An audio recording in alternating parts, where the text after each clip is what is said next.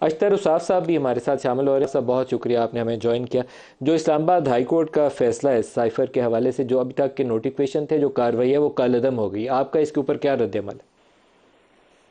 دیکھیے، انصاف کے تقاضے ہر طریقے سے پورا ہونا چاہیے، اور جو نکات اٹھائے گئے تھے وہ بنیادی نکات تھے، اور جو نوٹیفیکیشن وغیرہ کی بات ہے اس میں نے دیکھے تو نہیں ہے وہ، لیکن شیورلی جو سارے سلسلے ہیں، اگر وہ پروسیجرل انفرمٹیز ہیں تو وہ ٹھیک ہونی چاہیے، اور ایک ایسا ٹرائل ہونا چاہیے جس پہ کوئی انگلی نہ اٹھا سکے. یہی انصاف کا تقاضا ہے، یہی آئین کا تقاضا ہے.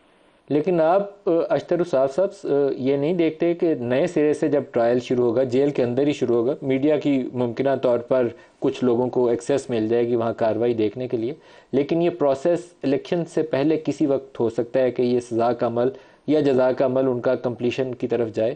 تو انتخابات سے چند روز پہلے اگر یہ خبر آتی ہے کہ عمران کو سزا ہو گئی سائفر کیس کے اندر، تو اس کا کتنا نیگیٹیولی امپیکٹ کرے گا سینٹیمنٹس پی ٹی آئی کے ووٹرز کے؟ آپ اس کا میگنیچیوڈ کو تھوڑا سا اندازہ کریے کہ کتنا برے طریقے سے متاثر کرے گا. تو آئی تھنک یہ ان کے لیے فیور نہیں ہوئی ہے، پرہیپس ان کو نقصان ہو سکتا ہے اس کا. دیکھیے، جب آپ ماضی میں دیکھتے ہیں تو میاں نواز شریف صاحب کی یہ جو نااہلی کا سارا سلسلہ بنایا گیا تھا، وہ اس لیے بنایا گیا تھا تاکہ الیکشن جو ہے اس کو امپیکٹ کیا جا سکے، اور اس کا امپیکٹ ہوا. جو جس طریقے سے سارے معاملات چلے وہ ہمارے سامنے ہے. ہسٹری جو ہے وہ نہ صرف مورخ لکھتا ہے، بلکہ جو حقائق ہوتے ہیں، حقائق سامنے آ ہی جاتے ہیں. تو بالکل جب کسی لیڈر کی کنوکشن ہو جاتی ہے اور وہ الیکشن میں حصہ نہیں لے سکتے تو ان کی پارٹی کو کافی اس کا نقصان ہوتا ہے.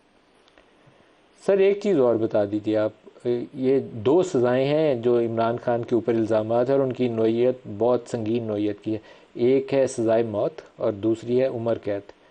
کیا یہ درست ہے کہ being former prime minister cipher کے معاملے میں جو بھی ان کے اوپر الزام ہے اس کی نتیجے میں یہ سزا کا عمل ان کے اوپر لاگو کیا جائے؟ دو پہلو ہوتے ہیں جی. ایک پہلو ہوتا ہے جو سزا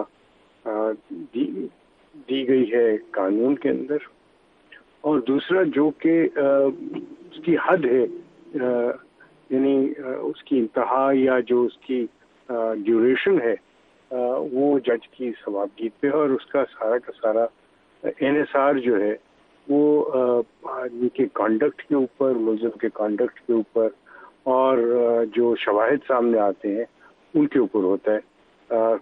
اس میں اس وقت کچھ کہنا بہت مشکل ہوگا. سارا کچھ ڈپینڈ کرے گا شواہد کے اوپر کہ وہ کیسے ہیں، اور ان کا کتنا حد تک ان کا جو ہے ملزم کا اس کے اوپر ملوث ہونا پایا جاتا ہے، وہ ثابت ہو جائے.